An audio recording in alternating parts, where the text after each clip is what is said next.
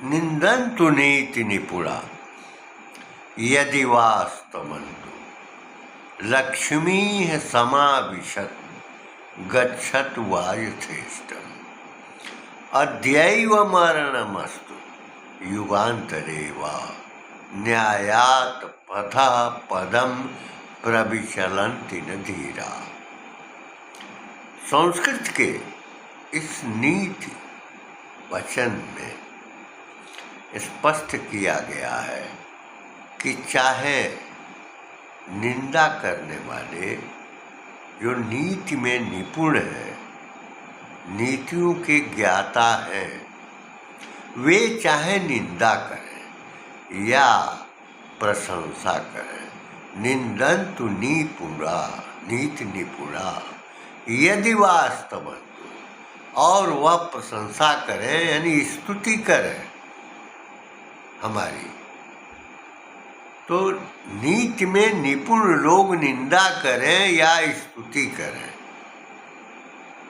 लक्ष्मी है समाविशत, लक्ष्मी आवे गच्छत वा यथेष्टम, अपनी इच्छा अनुसार चली जाए, लेकिन न्यायात पथः, न्याय के मार्ग से, पदम मन पद, प्रविचलन्ति न धीरा, जो धीर लोग हैं, धैर्यवान लोग हैं, जिनके भीतर धृति है, धैर्य है और उसी से धीरज बना हुआ है, तो जो धीरज रखने वाले लोग हैं, धैर्यवान लोग हैं, वे न्यायात पथः, न्याय के मार्ग से, पदम मैंने अपने पैर को, प्रविचलन्ति न, यानी अपने पद को विचलित नहीं करते हैं।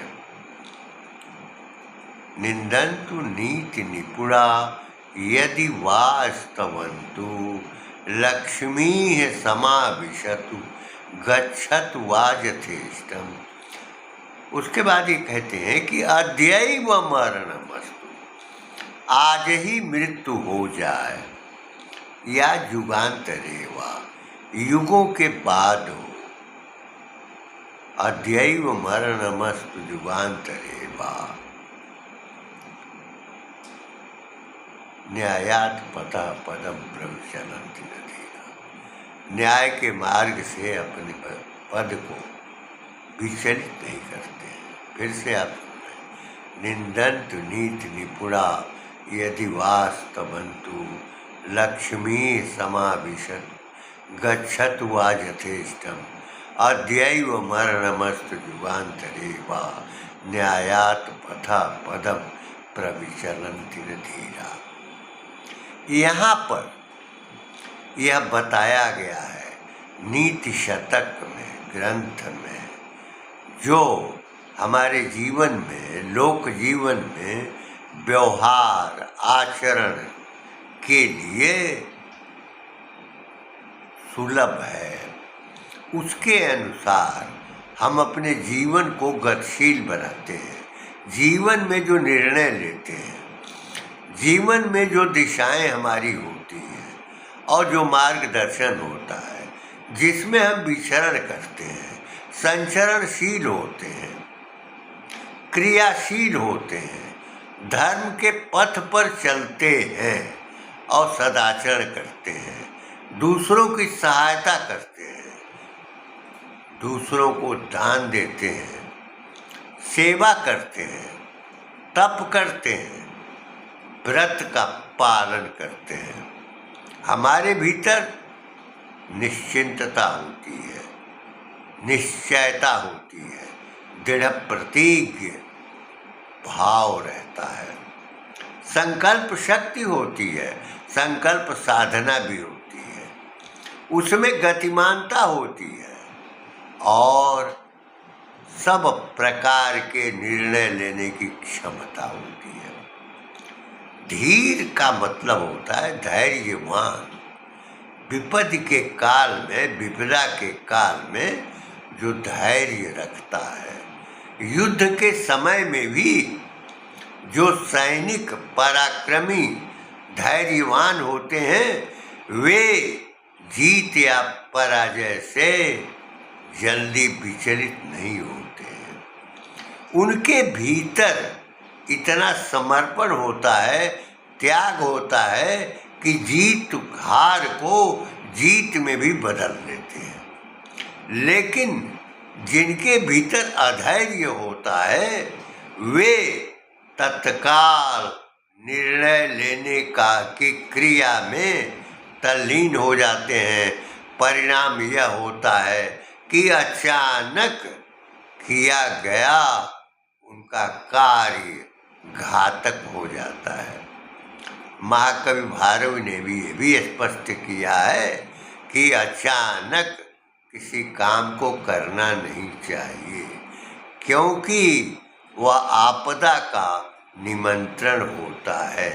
सोच विचार करके निर्णय लिया जाना चाहिए। यह गुण धैर्य का प्रथम गुण है जो व्यक्ति में सामाजिक जीवन में, पारिवारिक जीवन में, राजनीतिक जीवन में, विभिन्न प्रकार के चिंतन वाले क्षेत्रों में जो धैर्यवान लोग होते हैं वे निश्चय ही सोच विचार करके निर्णय लेते हैं, कभी अडिग नहीं होते। उतावलापन उनके भीतर नहीं होता है, उनके भीतर स्थिरता होती है, सत्य को ग्रहण करने की क्षमता होती है। धैर्यवान लोग वनों में अपना जीवन गुजारते हैं किंतु समर्पण नहीं करते। स्वतंत्रता के पर्याय महाराणा प्रताप को 24 वर्ष वनवासी जीवन बिताना पड़ा था। भगवान राम को 14 वर्ष का वनवासी जीवन। वहाँ धीरज धर्म मित्र नारी आपद काल पर रखिए चारी। वहाँ उनके धैर्य की भी, धर्म की भी और मित्र की भी। सुग्रीव जैसे मित्र मिले, हनुमान जैसे मित्र भक्त मिले। इस प्रकार सेवरी का आशीर्वाद मिला और भगवान राम बिना अयोध्या से कोई सहायता लिए और 14 वर्ष के वनवासी जीवन को बिताए। उनके पास धैर्य था, पराक्रम था, उनके पास बोध शक्ति, ज्ञान शक्ति थी। पांडवों को 12 वर्ष वनवास और 1 वर्ष अज्ञात मिला। इन दोनों से बड़ा 24 वर्ष राणा प्रताप का वनवासी जीवन था, जिनमें धैर्य भी था, पराक्रम भी था, सहन करने की क्षमता भी थी, घास की रोटी खाने का स्वभाव भी था।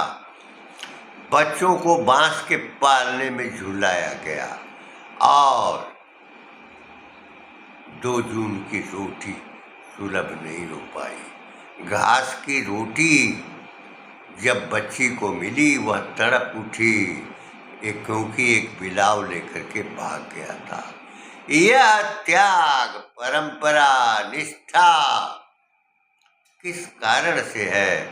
वह कारण है धीरज, धैर्य, धर्म, मित्र और मित्र जैसे भामाशाह जैसा मित्र मिला और फिर से उन्होंने मुगलों के हाथ से अपने विभिन्न किले स्वायत्त किए। संकल्प शक्ति की उनमें दृढ़ता थी। तो यह जो नीति शतक है, यानी दोहा श्लोक है, यह श्लोक हमारे जीवन को गतिशील बनाता है, हमारे जीवन में दिशाएं तय करता है, हमारे भीतर सत्यनिष्ठा पैदा करता है। और यह भी कहा है कि राणा प्रताप ने, भगवान राम ने या पांडवों ने जो जीवन बिताया, वनवासी जीवन, उनकी परीक्षा न केवल धैर्य की रही, धर्म की रही, मित्र की भी रही और नारी की भी रही, जहाँ द्रौपदी ने सहयोग प्रदान किया, जहाँ माँ कुंती भी जो लाक्षागृह है उस गृह की आपदा को देखा था, अनुभव किया था। जीवन की धारा में ये सब परीक्षण के भाव है और व्यक्ति का परीक्षण होता है। जो सफल होता है निसंदेह वह सार्वकालिक, सार्वभौमिक, सार्वदेशिक मूल्य बोध कराता है। ऐसे महापुरुषों के त्याग, उनके पराक्रम, उनके धैर्य, उनकी परीक्षा सदैव हुई है। राष्ट्र के लिए, समाज के लिए, धर्म के लिए और जितने भी आदर्श ग्रंथ रहे हैं, वैदिक परिवेश के, पौराणिक प्रसंग के, औपनिषदिक प्रवाह के, रामायण और भागवत के द्वारा प्राप्त किया हुआ ज्ञान जो समस्त भारत को एक सूत्र में आज भी बांधे हुए है। नारियां हमारी परंपरागत जो संबतें हैं, तिथियां हैं, उनको स्मरण करती हैं और प्रत्येक पर्व पर उनकी सहभागिता होती है। इस प्रकार नारी के भीतर धैर्य होता है, नारी के भीतर धर्म भी होता है, नारी के भीतर सहयोग समर्पित करने की भावना भी होती है। यही कारण है कि नारी स्वयं अपने में समर्पित करा देती है। यानी जब जो वहाँ अपनी वंश वृद्धि में कारक होती है, जो कुल को की समृद्धि में सहायक होती है, कारक तत्व होती है, जो पालन करती है, जो घर में कार्य करती है, घर का संरक्षण करती है, तो उसके पीछे एक ही शक्तिबोध है, धैर्य, धीरज और धर्म का आचरण है। अपने अनुसार जो सहयोगी हैं उनको वह जोड़ लेती है। यह श्लोक नीति शतकम का हमारे जीवन का आदर्श है, हमारे जीवन को दिशा देने वाला है, उसको गतिशील बनाने वाला है। चाहे राष्ट्र के संदर्भ में हो, चाहे देश के हित में हो या समाज को दिशा देने के लिए हो, चाहे त्याग करने का हो या दान करने का हो या तप करने का हो, वह बोध कराता है। नीति में निपुण शब्द का अर्थ यही है कि चाहे राजनीति हो या युद्ध नीति हो, जो लौकिक नीतियाँ हो, सामाजिक नीति हो, शिक्षा नीति हो, जो शासन की नीति हो, उन सारी नीतियों में जो प्रबुद्धता कायम रखते हैं पुरुष, वो नीति में निपुण कहलाते हैं। नीति में निपुण लोग चाहे निंदा करते हों, चाहे स्तुति करते हैं, कभी जो धैर्यवान व्यक्ति होते हैं पथ से अपने पद को विचलित नहीं करते हैं। यह हमारी सनातन संस्कृति का मूल रूप है, जहाँ दधीचि को, राजा दधीचि को देवासुर संग्राम के लिए अस्थियों का दान करना था। अपनी अस्थियां दी और कभी वेदना नहीं प्रकट की। राजा रंतिदेव ने क्षुधार्त होते हुए भी अपनी थाली भूखे की ओर डाल दी। यह दान था, वह त्याग था, वह तप था। राजा शिव ने करुणा के लिए अपने शरीर का मांस कपोत की रक्षा के लिए चढ़ा दिया, दे दिया।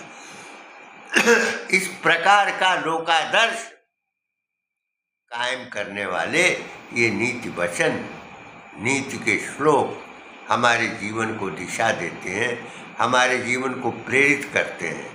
और इसीलिए लाखों वर्षों की परंपरा में जो भी संस्कार हमारे भीतर निर्मित हुए हैं, उन संस्कारों के अंतर्गत हमारे देश का पालन हुआ है, बौद्धिक विकास हुआ है, सांस्कृतिक चेतना आई है, पराक्रम का भाव आया है, बोध आया है। और तप करने के जितने भी तपस्वी हुए हैं, यहाँ तक कहा जाता है कि उनके ऊपर वाल्मीकि अपना घर बना लेते थे। चारों ओर तपस्या में लीन, समाधिस्थ के भीतर कितना धैर्य होगा, कितनी धृति होगी, कितना त्याग होगा, कितनी एक निष्ठा होगी, ये आप कल्पना कर सकते हैं। यह हमारी परंपरागत सोच है, परंपरागत दृष्टि है, परंपरागत चिंतन है कि हमने उपवनों में आश्रम बनाया जहाँ सभी वर्णों के लोगों को समान रूप से शिक्षित किया, और जिन आश्रमों का संचालन होता था और जिसमें चारों वर्ण के विद्यार्थी पढ़ते थे, उनके गोत्र का नाम आश्रमों के आधार पर भी होता था। कश्यप ऋषि, चाहे याज्ञवल्क्य, भारद्वाज जो गोत्र हैं, सांडिल्य है, गर्ग है, ये सारे ऋषियों के नाम पर हैं। और जिनके आश्रमों में चारों वर्णों के लोग अपने कर्मानुसार, अपनी योग्यता के अनुसार शिक्षा ग्रहण करते थे, उसी के कारण ये गोत्र की उत्पत्ति हुई। बाकी जो उपनाम, उपाधियाँ आईं, उन उपाधियों से अलग पहचान बनाई जाने लगी। लेकिन जो ब्राह्मण का गोत्र है, वही गोत्र क्षत्रिय का है, वही गोत्र वैश्य का है, वही गोत्र शूद्र का है। इस प्रकार समुच्चय, समन्वय का प्रतीक हमारा वर्ण आश्रम, और वर्ण के बाद आश्रम। वर्ण जो कर्म का विभाजन है, आश्रम जो समय का विभाजन है, कालावधि है। 25 वर्ष ब्रह्मचर्य, 25 वर्ष गृहस्थ, 25 वर्ष वानप्रस्थ और 25 वर्ष संन्यास। इस प्रकार जो धैर्यवान, धृतिवान पुरुष हुए हैं, वह इन्हीं की उपज हैं, जिन्होंने वेदों की ऋचाएँ लिखी हैं, जिन्होंने रामायण और भागवत की रचनाएँ की हैं, जिन्होंने पुराणों का आख्यान किया है, उपनिषदों का स्वरूप खड़ा किया है, जिन्होंने दर्शन का ज्ञान कराया है, जिन्होंने राजनीति शास्त्र की दिशाएं दी हैं, शासन को संचालित करने का जो ज्ञान दिया है, समाज को संचरित होने की जिन्होंने दिशाएं दी हैं, वो दिशाओं के आधार हैं नीति के वचन। और संस्कृत में जो नीति शतक हैं, 100 छंद होते हैं जो समाज को दिशा देते हैं, समाज को प्रेरणा देते हैं, गति देते हैं। यह बोध तत्व, ज्ञान तत्व हमारी परंपरा से मुक्त किया गया, विशेषकर गुलाम के शासन में। इसके हाथ में सत्ता आई जो 1946 को ही ब्रिटेन के राजा के सामने शपथ ग्रहण कर लिया था। आप यह सोच सकते हैं कि जो भारत का प्रधानमंत्री हो गया है या हो चुका है या आगे फिर होने वाला है, वह यूको या ब्रिटेन के राजा की शपथ लेता है, तो उसे आप भारतीय कहाँ तक कर पाएंगे या स्वीकार कहाँ तक कर पाएंगे। इस नाते मैकाले की शिक्षा नीति जो प्रारंभ हुई थी, भारत के इतिहास को, भारत की संस्कृति को परिवर्तित करने के लिए, शिक्षा नीति को बदलने के लिए, शिक्षा दिशा को परिवर्तित करने के लिए, शिक्षा दिशा में यूरोपीय संस्कार लाने के लिए जो कार्य किए गए, उसकी पूर्णता कथित आजाद भारत में जिस सत्तासीन व्यक्ति ने किया, वह व्यक्ति निश्चय ही गुलाम था, अंग्रेजों का था, ब्रिटेन का था, और अंत तक वह उन्हीं की स्मृति में कार्य का संचालन करता था, सोचता था। जिन संस्कारों को कायम रखने की आवश्यकता थी, वो पाठ्यक्रमों से वंचित किया गया, जिस कारण हमारे देश में क्लीवता, नपुंसकता, हमारे भीतर भारत के प्रति निष्ठा, भारत के प्रति ममता, पारंपरिक दृष्टिका की सोच परिवर्तित हुई। हमारे तिथि त्योहार, हमारी संबतें भी ईस्वी में परिवर्तित की गई। इस प्रकार यह ब्रिटेन का दूसरा रूप बन गया।